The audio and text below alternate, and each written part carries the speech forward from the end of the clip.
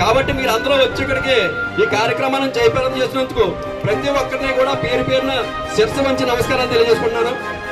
కాబట్టి ఇటువంటి ఏమన్నా కార్యక్రమంలో ఖచ్చితంగా ఏదైనా లోపాలు ఉంటాయి, పొరపాట్లు ఉంటాయి. కాబట్టి మీరందరూ కలిసి దాన్ని చేస్తేనే మన గ్రామం డెవలప్ అవుతుంది. కాబట్టి మీరు అందరూ కూడా నాకు సహకరిస్తారని చెప్పేసి ప్రతి ఒక్కరిని కూడా పేరు పేరున కోరుకుంటూ ఈ అవకాశం ఇచ్చిన మీ అందరికీ కూడా నమస్కారాలు తెలియజేసుకుంటాను.